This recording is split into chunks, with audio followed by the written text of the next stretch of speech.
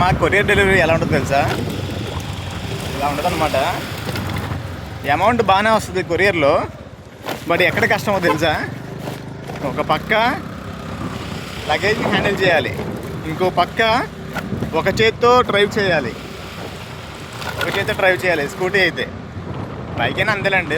నేనైతే ఎవరైతే ఎలా తాగుతున్నా తెలియదు, కానీ నేనైతే ఇలాగే మెయింటైన్ చేస్తాను.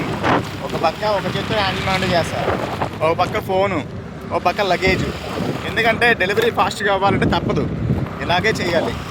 డెలివరీ ఫాస్ట్గా అవుతుంది, ఎందుకంటే ముందుగానే కస్టమర్తోనే మాట్లాడుతూనే ఉంటాం.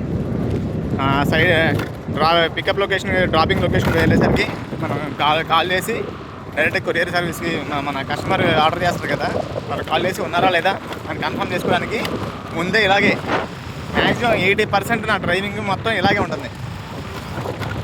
ఒక చేత్తోనే హ్యాండిల్ మేనేజ్ చేయాలి, ఒక చేత్తో ఫోన్ మేనేజ్ చేయాలి. ఇలా అయితేనే కొంచెం డెలివరీ ఫాస్ట్గా అవుతాయి అండ్ కొంచెం ఈజీగా ఉంటుంది అనమాట. కొంచెం కష్టమే, సో జాగ్రత్తగా మూవ్ చేసుకోవాలి. ఎందుకంటే లగేజ్ ఉంటుంది కదా, కొరియర్లు మిస్ అయ్యే ఛాన్సెస్ ఉంటాయి. బ్యాగ్ అనుకోండి, కొరియర్లు మిస్ అవ్వవు.